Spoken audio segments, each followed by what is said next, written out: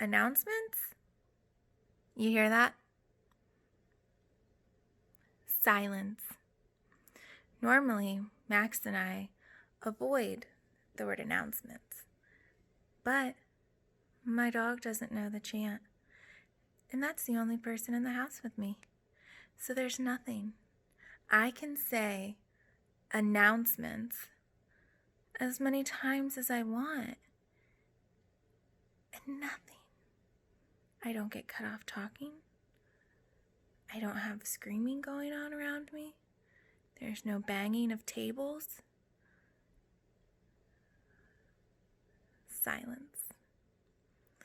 And that's only for you campers who have been to a midwinter or institute.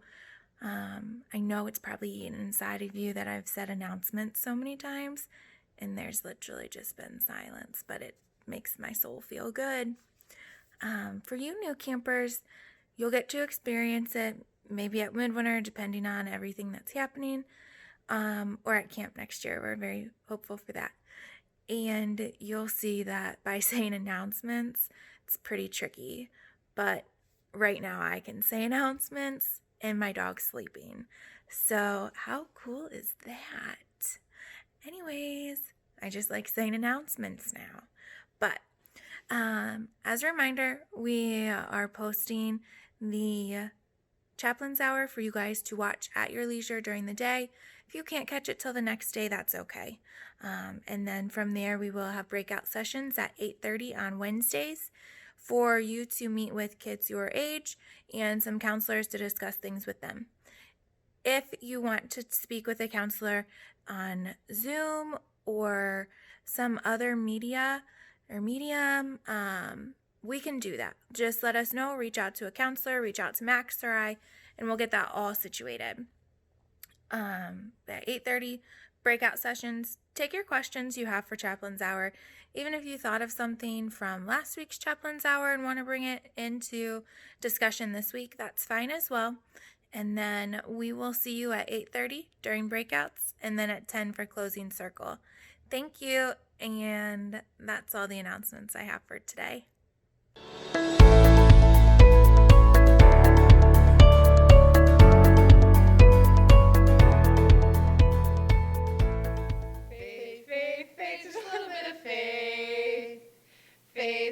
Faith, just a little bit of faith. You don't need a lot, just use what you got. Faith, just a little bit of faith. Hope, just a little bit of hope. Hope, just a little bit of hope. You don't need a lot, just use what you got. Hope, just a little bit of hope. Love, just a little bit of love. Love, just a little bit of love. You don't need a lot, just use what you got. Love, just a little bit of love. Faith, hope, love, you need all three. Faith, hope, love, you need all three. You don't need a lot, just use what you got. Faith, hope, love, you need all three.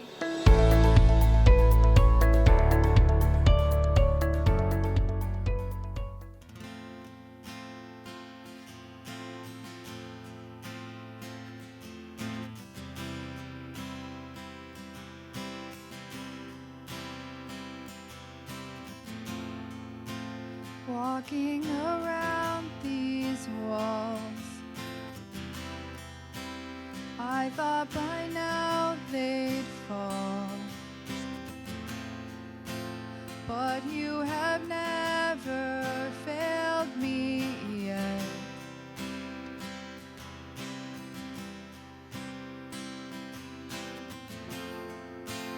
Waiting for change to come, knowing the battle's won, for you have never failed me yet.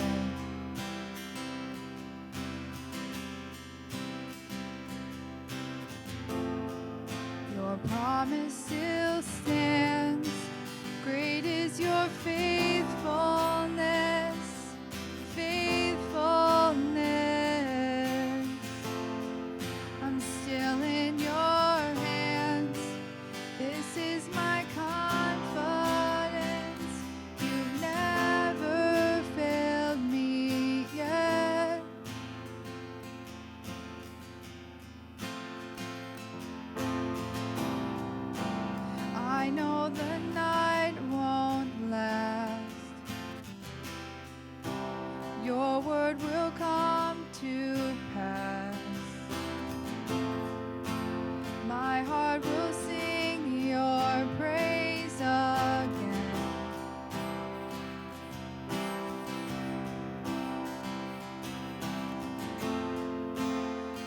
Jesus, you're still enough. Keep me within your love. My heart will sing your praise again.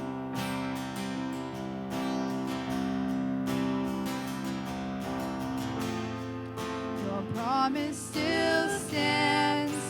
Great is your faithfulness, faithfulness. I'm still in your hands. This is my confidence. You never fail. Your promise still stands. Great is your faithfulness, faithfulness. I'm still in your hands. This is my confidence. You never failed me yet.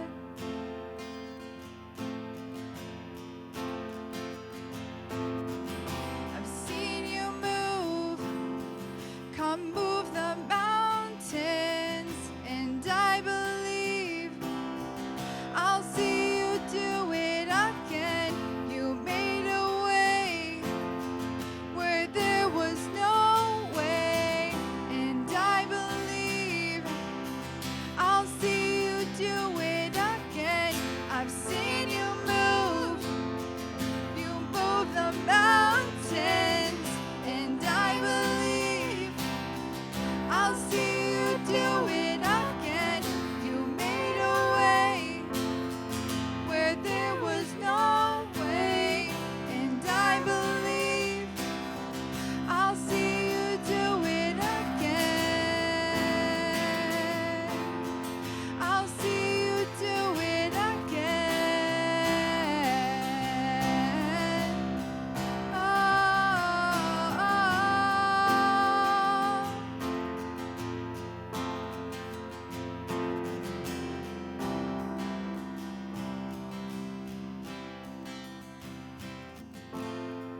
Your promise still stands. Great is your faithfulness, faithfulness. I'm still in your hands. This is my confidence. You never fail. Your promise still stands. Great is your faithfulness, faithfulness. I'm still in your hands. This is my confidence. You never failed me yet, and you never will forget that you never failed me yet.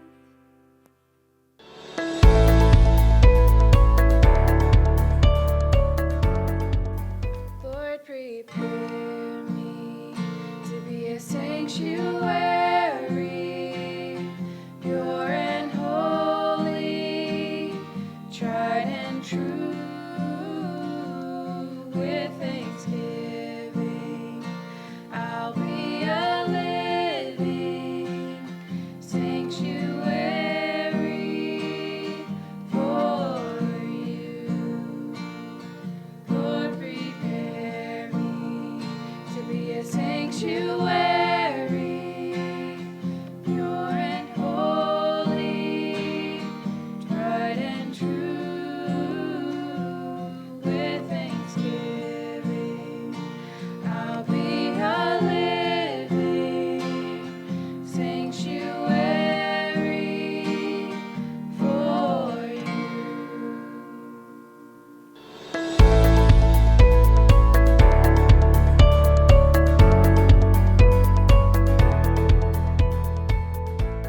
Hi friends, welcome back to Chaplains Hour. It's Pastor Karen again, coming from my basement. I'd hoped to be outside, but timing and weather have prohibited that. After last week's Chaplains Hour, Rich and I talked a little bit, and what he reminded me of was that some of you know me, but most of you don't, and really none of you have heard my story of faith. And so I'll be as honest as I can without trying to glorify sin, but I want you to know that my story is a story that without resilience, I might not be where I am today. I'll start before me because I think it makes a difference. Jim and Carol had lived across the street from each other growing up. He was a year older than her. Her parents, my grandparents, were founding members of East Oberlin Community Church. His family attended church occasionally at the Methodist church in town. They were both high school athletes, and she was president of her church youth group, too. They didn't date in high school, but they got together shortly after he was in a nearly fatal car accident. They married in 1959, and right after that, he was drafted, and they moved to Tooele, Utah, near the Salt Flats, so he could serve in the Army. Tooele is where my brother was born in 1961. Shortly after Dan's birth, my dad was discharged from the Army, and the family came back to Ohio to land in Berea. Berea because my dad would finish his degree at Baldwin Wallace College. Before I was 1, we moved from Berea to Parma, and then which are both in the Cleveland area. And then before I was 3, or around when I was 3, we moved to Plumboro, Pennsylvania, which is a suburb of Pittsburgh. Before I was 5, we moved to Norwalk, Connecticut. When I was 6, we moved to East Northport, New York. I was in the 1st grade. That's on Long Island, a really diverse, unusual community to grow up, especially for someone whose family roots are in the Midwest. I think it was difficult for both of my parents a little bit. That's where my parents bought their first home. That's important because up to that point, I had had some occasional exposure to church, but nothing ever regular or consistent. And once they became homeowners, weekends were for home projects. And so any experience with church would cease. We had always gone to my grandparents' church if we were back in Oberlin for Christmas. I have these fuzzy memories of being pushed around. I think it was directed backstage of the chancel and stage area of that first community church for the annual Christmas pageant, invited to be a character in a story that I really didn't know. There are a few pictures of my brother and me dressed in our springtime Easter finery, those brand new outfits, you know. I think probably we were back in Oberlin. There's one picture of us in Connecticut dressed up in that way. I was raised basically without religious education or formation, no Sunday school, nothing like that. We moved when I was in 4th grade to Medina, Ohio. At that time, I had little understanding of what a lifesaver that move would be for my mother. She and my dad did not have a good relationship.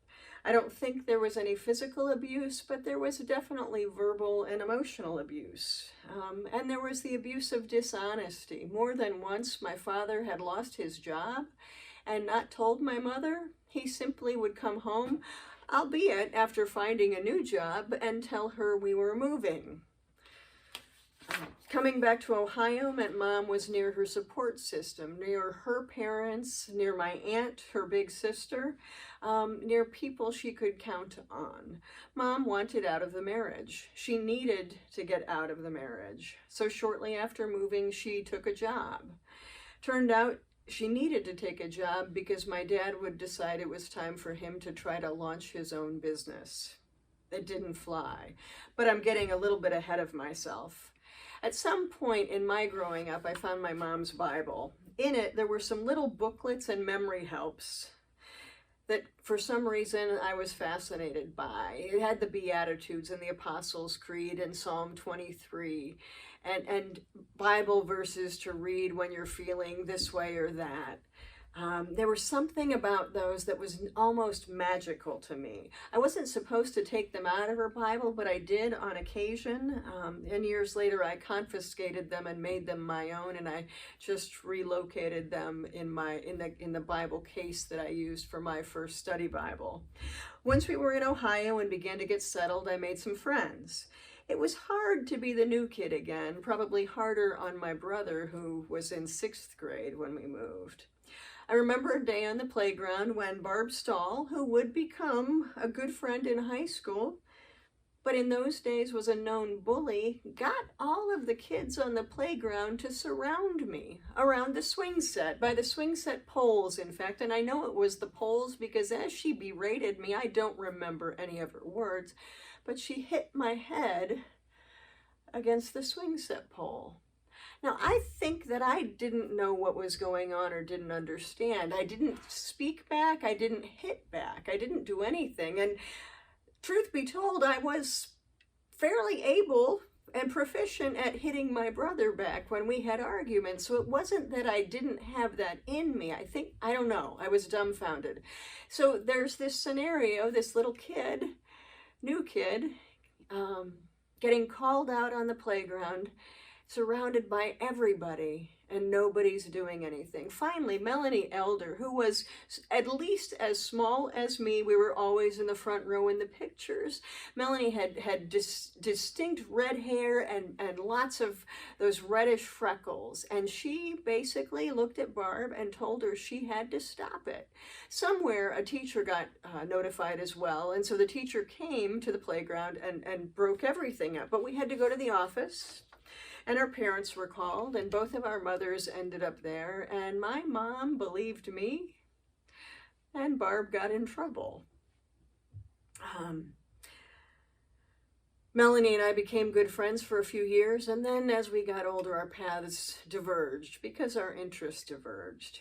I gave you that glimpse of me because at an early age, resilience was necessary to bounce back, even from moving from folks I knew into new situations, and then meeting bullies. I've had my share of outsider experiences in New York too.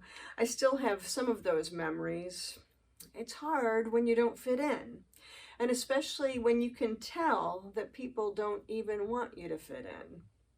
I had a friend who invited me to go to vacation Bible school with her for a summer or two. That was fun, as I recall. I was most fascinated that the bus picked us up at her house. In more recent years, I used that as an illustration of how God loves us, how God brings the bus right to us, and is always ready for us to get on the ride of faith, hope, and love. My parents divorced when I was around 14. For more than a year before the divorce was final, my dad basically lived in Pittsburgh, having taken a job there. My mom said at the time that he should go because she did not want to move my brother and me again. And who knows, the job might not work out anyway.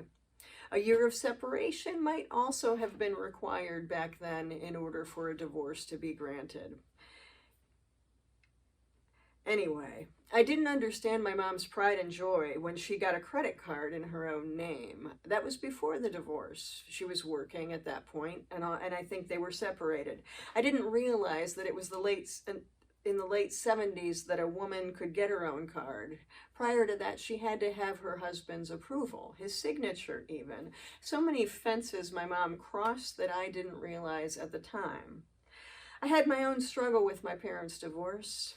I wouldn't have named it as such. It was a wound within that would fester for a while. I was an early drinker. I'd learned that by observation, alcohol flowed rather freely in our home, especially for celebrations, for work, company, and after a bad day. I was probably 12 or 13 or 14, and I'd had a bad day at school. I'd obviously stayed late because my mother and brother were down in the basement, which was where our family room was and where we pretty much hung out. I recall no particularities about what made that day bad, but when I came home, my mother and brother were downstairs. Put my stuff down, walked in the kitchen, got a glass out of the cupboard, probably put some ice cubes in it, walked back around the kitchen island to this one cabinet on the other side, which was the liquor cabinet. I poured vodka in it, walked back around the island, topped it off with a little orange juice, closed the refrigerator, took my glass and went downstairs to be with my mom and my brother, just like it was a normal thing. My mom had a strange look on her face when she asked me what was in my glass, and I simply told her what I'd made. To say that she was freaked out would be an understatement. That was the one and only time I did that, and I can't tell you what took me to that point. I do want you to know that I'd seen alcohol modeled as a means of coping. And from my personal experience in too many years following, I can tell you that it's not a way of coping. Instead, it numbs and reduces capacity to see reality, even capacity to feel and to connect. It's not even a good way of celebrating in the long run. Though I never went through a 12-step program or any actual intentional recovery, I have been an alcoholic. And my husband is a recovering alcoholic too. If I was at a party and alcohol was present, I would drink, regardless of my age. All the while, I was a good student and a solid athlete too. Some friends who I played sports with were unrelentless about asking me to come to church with them. But what did I want or need with church? My mom was spiritual but not religious before it was something to be. She didn't like the way women had been treated and pushed aside from church leadership positions. She had many grievances with organized religion and so was no fan at all. At some point, I went with my friends and I began attending regularly. They picked me up. They took me to Sunday school and to church, and then we'd go out to lunch afterwards and they'd bring me home. I spent about 16 months doing that during my junior and senior years in high school. At a retreat around Easter, I learned the story from John 15. You might have heard the story. It's the story where Jesus washes the feet of his disciples, gets up from the table, puts a towel around his waist, and takes a basin of water and goes and washes the feet of each and all of his disciples. The retreat leader told this story and she acted it out too. She washed our feet. She talked about how Jesus meets us right where we are and that he can take care of us. And he can take all of us, the good, the bad, the ugly, the afraid, the disheartened, the angry.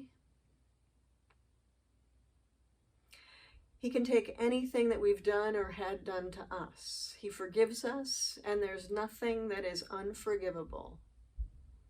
Somewhere in the midst of that story and in the midst of that ritual of feet washing, I broke wide open. I didn't know that I had internalized, put upon myself from the inside out, feelings of responsibility for my parents' divorce.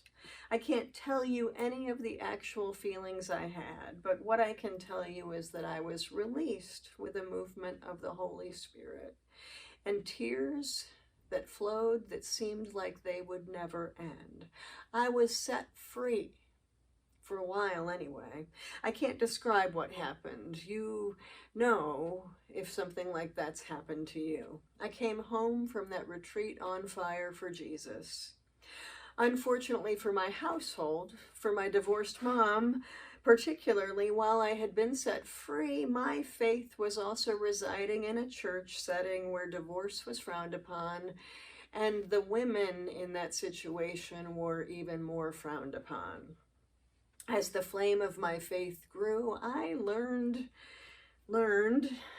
to judge my mother, even to call her out, her life, her choices.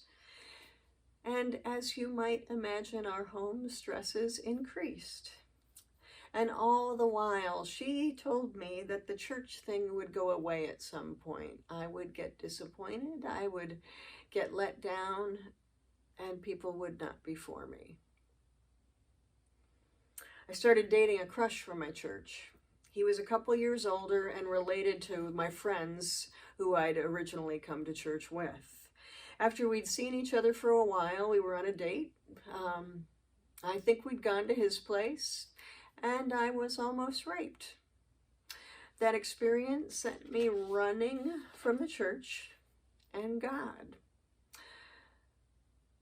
And without a safe person in my mom, because I had learned to keep her away, to push her away, I didn't have anywhere to go with that pain, with that deceit, that fear, that story. And so I went back to the folks who had accepted me before and who frankly didn't ask much of me. These were my friends who drank. And that became a pattern and way of life for me as I ran from God for about 17 years, starting at age 17. I don't share that part of my story to draw attention or to say, if you get into it, you can get out. I have friends who didn't get out alive. I have to point out that God was still companioning me on the way, even when I didn't think so. Because I had had such a profound experience with God, probably like what some of you have at Lakeside Institute. When I'd get down, feel lost, know I'd messed up royally, I'd go looking for touchstones. I'd pick up my Bible, I'd try to pray, and I'd seek that connection and knowing that I mattered to someone, even if it was to God.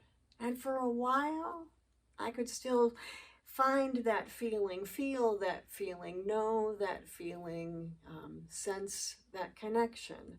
But after too many times and being too numb myself, I pushed God aside for the rest of the way.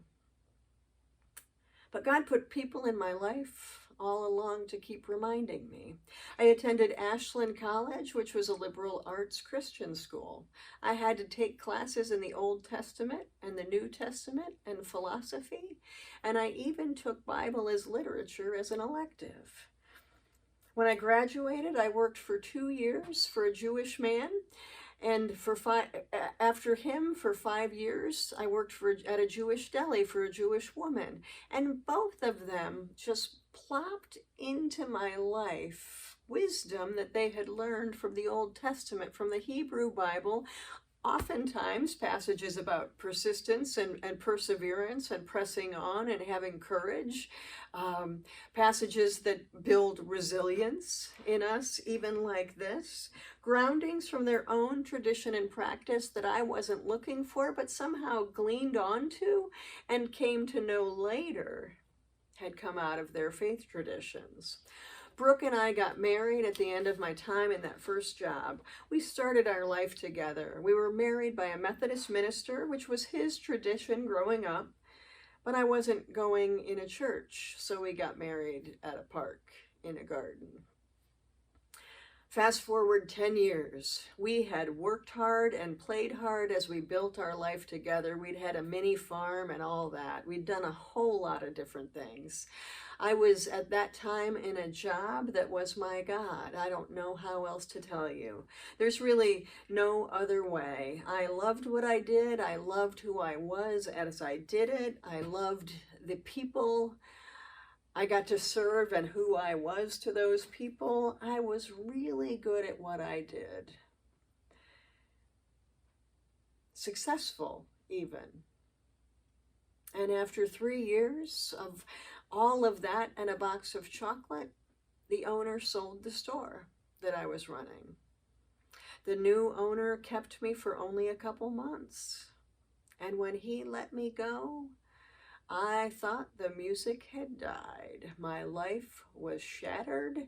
I had no idea who I was. I was a fish out of water. I was absolutely lost. I didn't have a handle to hold on to.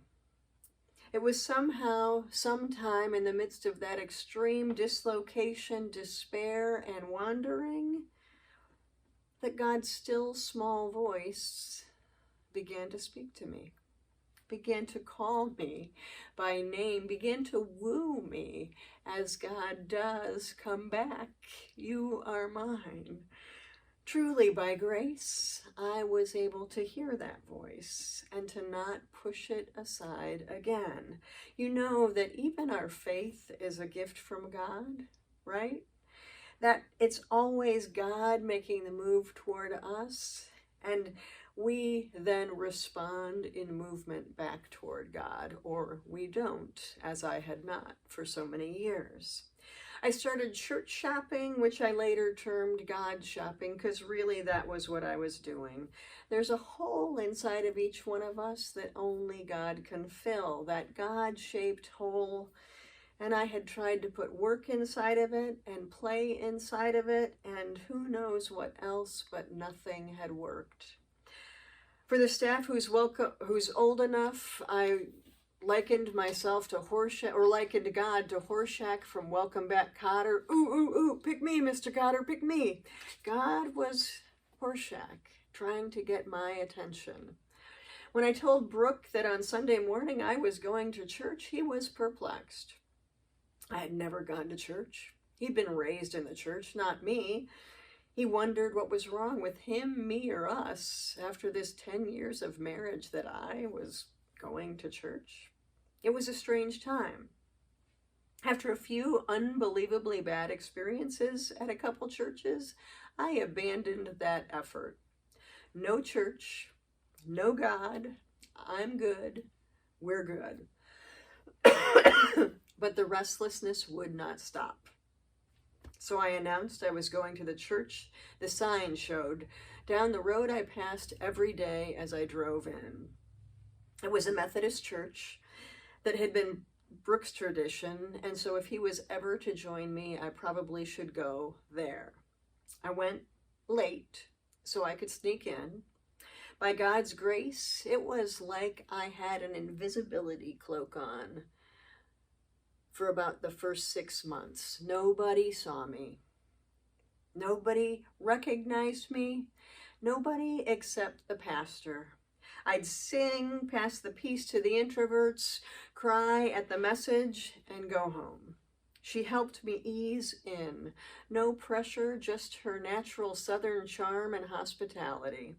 I signed up for a 34-week Bible study course, Disciple One, which changed my life. During the course, you had daily readings, homework to do between each week of lessons. If I got stuck or had a question, I would send her an email, and she would respond. And a dialogue that, quite honestly, continues to this day, began. But in that time, she never told me what to think, never told me the answers, but really kind of taught me how to think and taught me how to notice God in the midst of life. Over time, I was hooked as I read the Bible for myself and as I let the Bible read me. I met a God who was not the judgmental God that I'd met in my younger years. Instead, this was a God of love, like the one who came for me when I had lost my job. The journey had begun. As I allowed God further into my head and heart, got more involved at the church, including with youth, I was healed of some of my former thoughts, including that I was unworthy to be a parent. By the grace of God and some trusted friends, I got over that.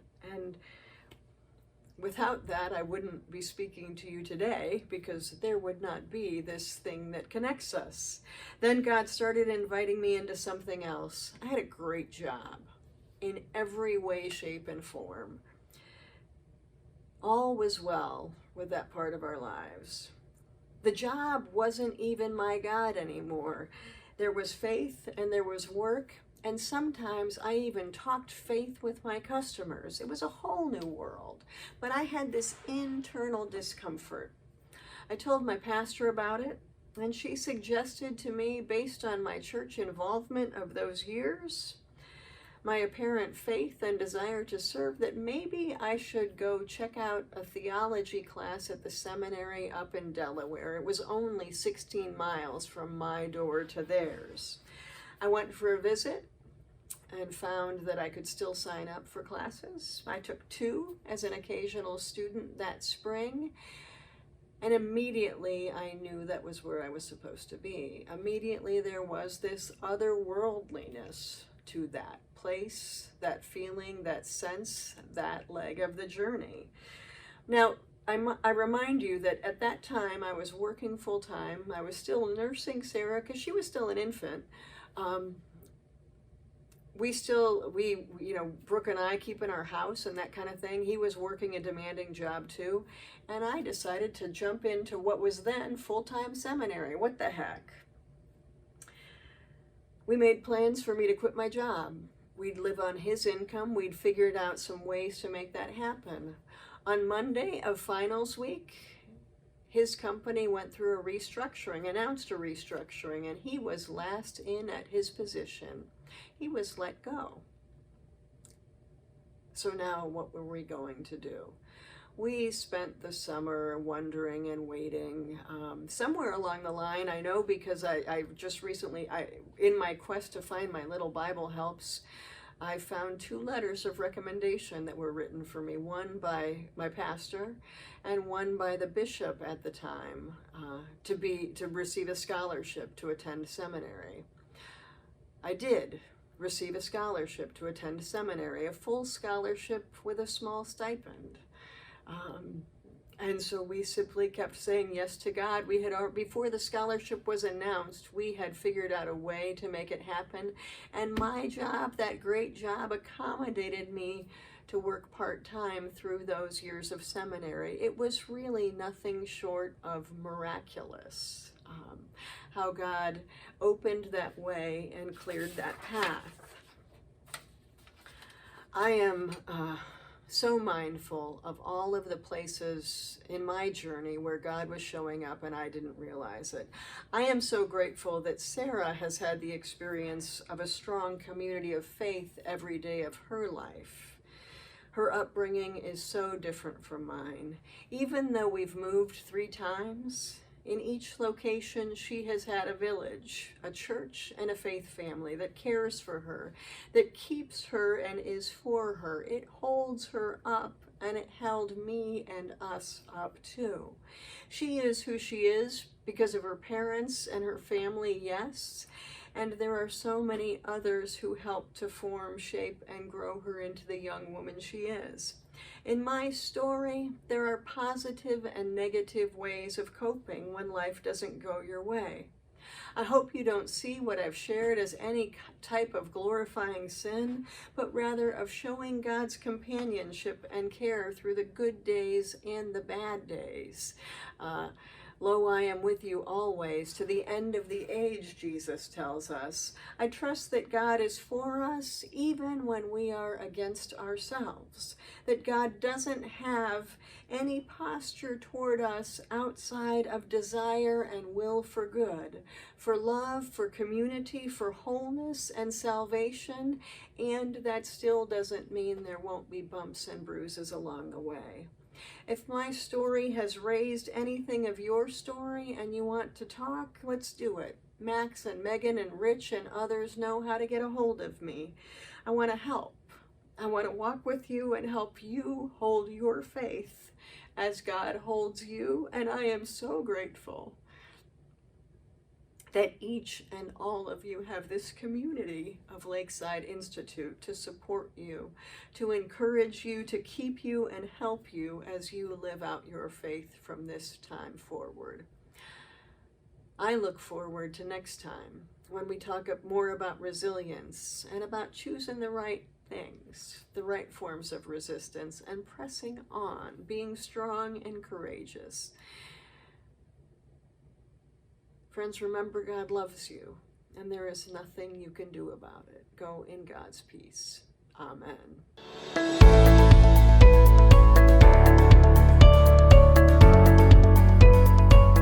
Hi, everybody.